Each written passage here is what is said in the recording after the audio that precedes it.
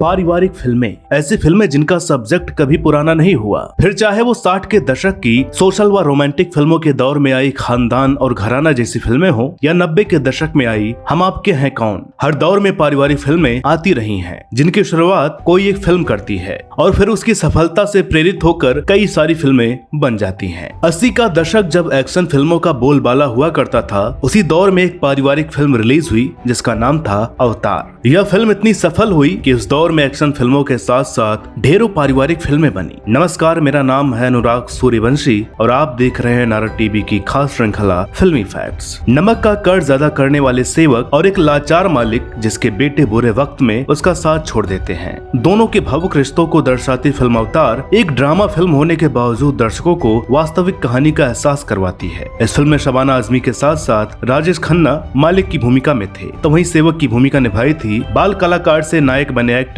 सचिन ने। बेटों की भूमिका निभाई थी शशि पुरी और गुलशन ग्रोवर ने। 11 मार्च 1983 को रिलीज हुई इस सफल फिल्म का निर्देशन किया था मोहन कुमार ने। मोहन कुमार और मुश्ताक जलीली द्वारा लिखी इस फिल्म के गीत आनंद बख्शी ने लिखे थे और संगीत दिया था लक्ष्मीकांत प्यारेलाल की सुपरहिट जोड़ी ने। दोस्तों, इस फिल्म की कामयाबी के बाद इसकी कहानी से इंस्पायर्ड होकर बहुत सी ऐसी फिल्में बनी जिनमें बुरे वक्त में छोटे भाइयों को अपने बड़े भाइयों का या नालायक बेटों का अपने माता पिता का साथ छोड़ते दिखाया गया। वर्ष 1990 में रिलीज हुई फिल्म स्वर्ग भी काफी हद तक इसी फिल्म से इंस्पायर्ड थी। इस फिल्म में भी राजेश खन्ना अपने इसी कैरेक्टर में थे और सेवक की भूमिका में थे गोविंदा। हालांकि फिल्म स्वर्ग से पहले कई ऐसी फिल्में आ चुकी थीं, जिनमें मिथुन चक्रवर्ती की प्यार का मंदिर और गोविंदा की दरिया दिल जैसी फिल्में भी शामिल हैं। लेकिन इन फिल्मों में सेवक की जगह किसी एक भाई या बेटे को लायक दिखाया गया। साल 2003 में आई अमिताभ बच्चन और हेमा मालिनी की फिल्म बागवान की बात की जाए तो इसे अवतार फिल्म से ही पूरी तरह इंस्पायर्ड कहा जा सकता है। बस इस फिल्म में सेवक की जगह गोद लिए बेटे की भूमिका कर दी गई है,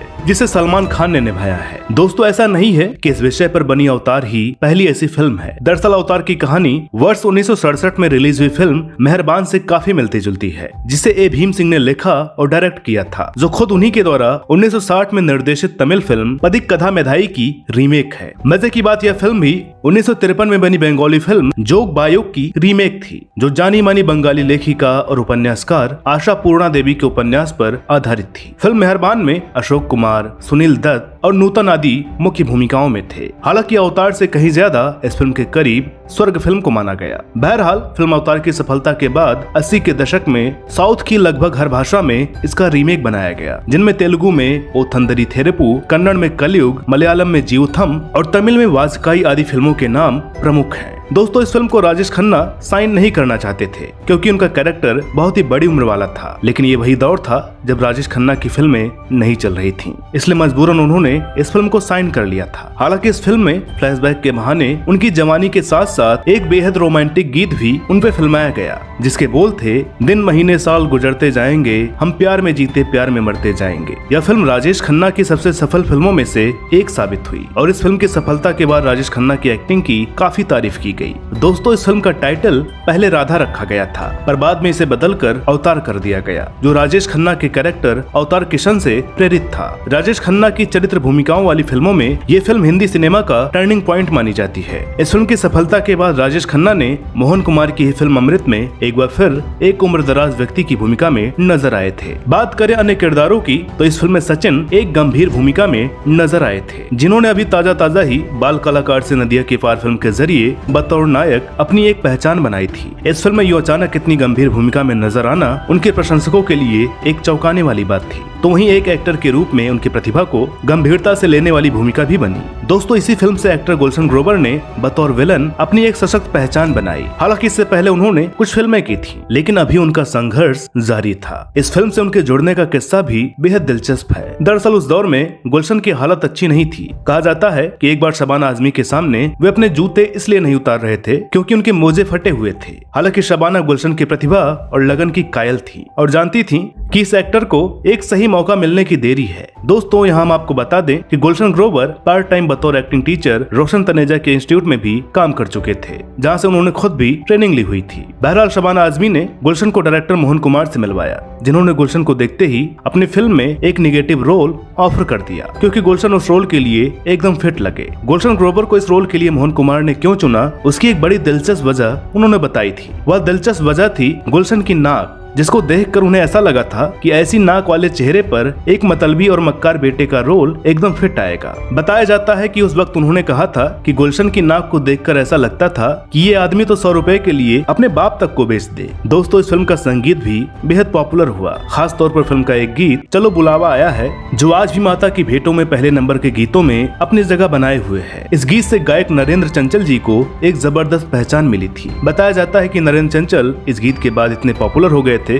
कि वैष्णो देवी में हर साल आयोजित होने वाले उनके जागरण में उनके आने वाले भक्तों की संख्या में भारी वृद्धि दर्ज होने लगी थी। इसके बाद सुरक्षा कारणों के चलते श्राइन बोर्ड के गठन के बाद वर्ष 1986 में उन्हें भवन में जागरण आयोजित करने की अनुमति नहीं मिली। चलो बुलावा आया है इस गाने की शूटिंग से जुड़े दिनों को याद करते हुए शबाना आजमी ने टाइम्स ऑफ इंडिया में दिए एक इंटरव्यू में बताया था कि जब राजेश खन्ना वैष्णो देवी मंदिर में शूटिंग कर रहे थे तो उन्होंने जमीन पर सोने का फैसला लिया था। उस दौरान उन्होंने अपना कंबल साइड में रखा था और जमीन पर ही सोए थे। 7 मार्च 1982 को राजेश खन्ना व शबाना आजमी डायरेक्टर मोहन कुमार के साथ अवतार फिल्म की शूटिंग के लिए कटरा पहुंचे थे। वहां के लोग आज भी उस शूटिंग को याद करते हुए बताते हैं कि राजेश खन्ना सुपरस्टार होते हुए भी सादगी से भरे थे। इस भेंट की शूटिंग के दौरान मां वैष्णो देवी के पूर्व बारीदार पंडित सृष्टि रमन तथा पंडित शंकर दास भी राजेश खन्ना व शबाना आजमी के साथ शामिल थे। इस भेंट में आपने राजेश खन्ना व शबाना आजमी की गोद में एक बच्चा भी देखा होगा। दरअसल इस दृश्य को फिल्माने के लिए स्थानीय निवासी मोहम्मद शरीफ के 5 माह के बेटे को चुना गया था, क्योंकि वहाँ के बेहद ठंडे मौसम को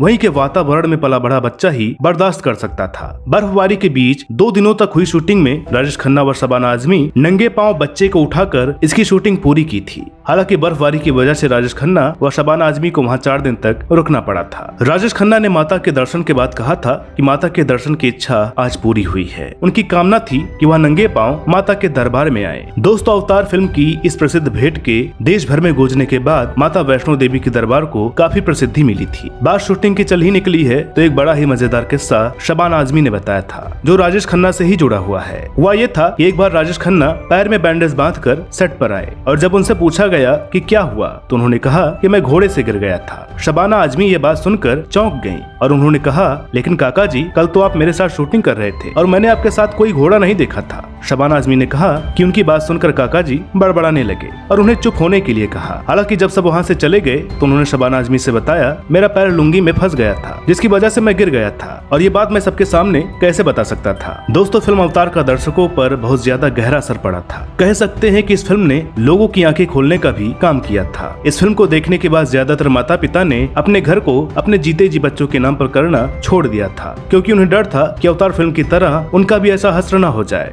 लगभग 1.5 करोड़ के आसपास के बजट में बनी इस फिल्म ने देश भर में 3.5 करोड़ से भी ज्यादा का बिजनेस किया था। साथ ही साथ वर्ल्ड वाइड कलेक्शन की बात करें तो 7 करोड़ से भी ज्यादा था। व्यावसायिक नजरिए से हिट यह फिल्म समीक्षकों द्वारा भी सराही गई थी। साथ ही वर्ष 1973 के 10 सालों के बाद बॉक्स ऑफिस कलेक्शन के लिहाज से यह राजेश खन्ना की सबसे बड़ी सफल फिल्म साबित हुई। फिल्म अवतार कई कैटेगरी में फिल्म फेयर द्वारा नामांकित हुई थी। बेस्ट एक्टर के लिए राजेश खन्ना का नाम भी नामांकित हुआ, लेकिन उनके बजाय यह अवार्ड नसीरुद्दीन शाह को फिल्म मासूम के लिए मिला। हालांकि बाद में राजेश खन्ना को इस फिल्म में उनके प्रदर्शन के लिए समीक्षकों की एक संस्था ने सर्वश्रेष्ठ अभिनेता का एक अलग से पुरस्कार देकर सम्मानित किया था। खैर, अवार्ड की बात छोड़ दी जाए तो वर्ष 1983 राजेश खन्ना के लिए बहुत ही लकी रहा, क्योंकि उसी वर्ष अवतार के साथ साथ उनकी 2 और यादगार फिल्में रिलीज हुई थी और वो फिल्में थी सौतन और अगर तुम न होते। तो दोस्तों, हमें उम्मीद है कि आज का एपिसोड आपको पसंद आया होगा। वीडियो अगर अच्छी लगी हो तो प्लीज इसे लाइक करें, शेयर करें। चैनल पर नए हो तो प्लीज इसे सब्सक्राइब जरूर करें। साथ ही साथ आप हमारे नए चैनल नारद वाणी को भी जरूर सब्सक्राइब करें। मिलते हैं अगले वीडियो में एक और नई कहानी के साथ। तब तक के लिए नमस्कार। पुण्य कथा सिया राम की सुनाने, गाथा महाभारत के महासंग्राम की गाने, अनेकों पावन पौराणिक कथाओं का लेके उपहार नारद टीवी आ रहा है आपके द्वार। नारद टीवी प्रस्तुत करता है नारद वाणी, सनातन धर्म की अनेकों अद्भुत गाथाओं और जानकारियों से भरपूर अनूठा मंच। तो अभी सब्सक्राइब करें नारद वाणी YouTube चैनल को।